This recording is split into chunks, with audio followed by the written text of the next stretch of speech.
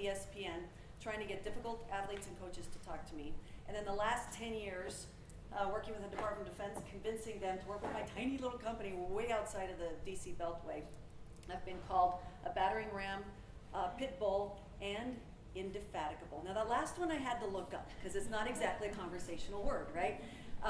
But you know, I could see that there was the word fatigue in there, so it kind of gave me context, right? There's a Webster's definition, but here's my definition. I think indefatigable adds a nice word to practice, right? It means a whole lot more than just being persistent or relentless, more than grit and determination. I think it means to outlast the competition, the challenges, the setbacks, the discouragement. I think indefatigable means knowing that there's always another way. You just have to find it. One of the most valuable lessons that I ever had was as a green 23-year-old reporter, and I went to a veteran reporter, producer, complaining that my planned feature story was ruined because the circumstances had changed. And he looked at me and he kind of laughed and he said, "Do you know how many words there are in the dictionary? Just change your words. There's always another story to write. Use different words." That's it. There's always another story, another way. There are endless combinations of finding a way. I watched a football game a few years ago between Georgia Tech and Boston University. It was on a very rainy Saturday afternoon. I've never seen so much mud, so many turnovers. No one had a good grip on the ball. And after the game, Georgia Tech coach Bobby Ross was asked how he was able to pull it off. And he said, "Well, it's not how good you can play when you're playing good. It's how good you can play when you're playing bad, and we can play bad as good as anybody." It's how good you can play when you're playing bad. It's how you find a way to keep going. I covered National High School Track and Field Championships a bunch of years ago, and the final event was the boys' 2-mile run. And halfway through the race, one runner had fallen so far behind that he had been lapped by the leaders. And then shortly after that, the rest of the pack had lapped him. Well, I had to get over to the finish line to interview the winner, and so I turned my attention away and I did that. And then when I was done with that interview, I looked back to the track to see this one runner all by himself with nearly a lap left to go in front of all these people. Well, all the stands, they were now watching too, and everybody was just quiet. We were watching him just struggle to get to this one line on the track. He got to the top of the stretch. The crowd began to cheer, and it turned into a roar, and then into a standing ovation. By the way, not one of those record-breaking athletes that week had received a standing ovation, but when he crossed the finish line dead last, he was the hero. Why? Because we all want to be that person who can reach down no matter how tough it is and find a way to keep going. Indefatigable pushes away fear. There's just so much passion and belief inside that there's literally no room for fear and doubts. Fear is exhausting. Passion is indefatigable. Hang on, I want to make sure it's up there. There we go. Passion is indefatigable. You've probably all seen the blockbuster movie Rudy, and if you haven't, you got to see it. It's about this scrappy 5'6" kid who dreams of playing football for Notre Dame. He's 5'6", so despite his size, despite dyslexia, despite the fact that no one in his family had ever gone to college, he decided he wanted to go play for Notre Dame. He got into school. He made the practice team as a walk-on, didn't get to play a single game until his senior year, final game, 27 seconds left to go in the game. The coach puts him in for the first time. What does he do? He goes in and sacks the quarterback. He gets carried off the field on the shoulders of his teammates, the only time that's happened in Notre Dame history. Now, Rudy is one of my favorite people. He's on my advisory board because he's a Vietnam veteran. He was in the Navy for a couple of years. People don't know that. But he did something. The reason why we talk about that story is because he did something after that I think is even harder.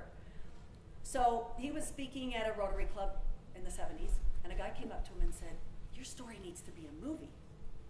Well, that kind of gave Rudy a vision. He had never made a movie, didn't know first thing about it, but he left Indiana, went to Hollywood with a few bucks in his pocket, started asking questions. He asked a hotel bellman if he knew any writers and producers in Hollywood.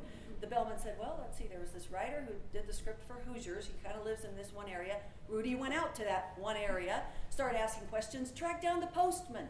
Asked the postman if he knew where this writer lived. Turns out he did. The postman showed him where he lived. This back in the 70s.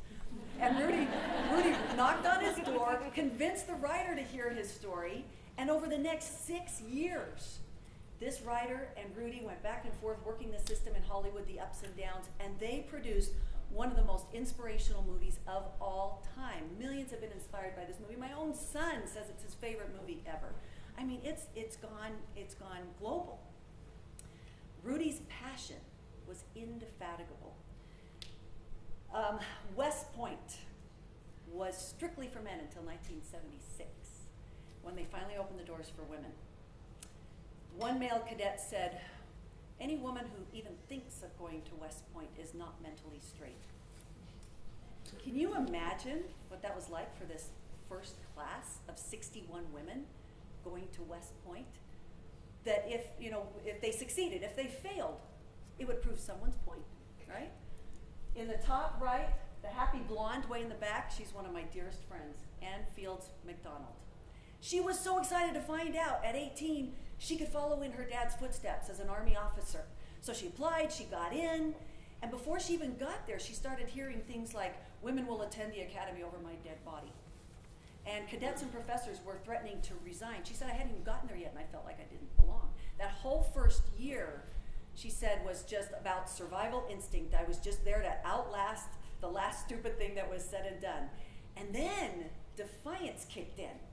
And she realized she was kind of feeling responsible for all those who would come later. So that defiance, together with that responsibility, made her indefatigable for the next 4 years and through another 36-year career in the Army.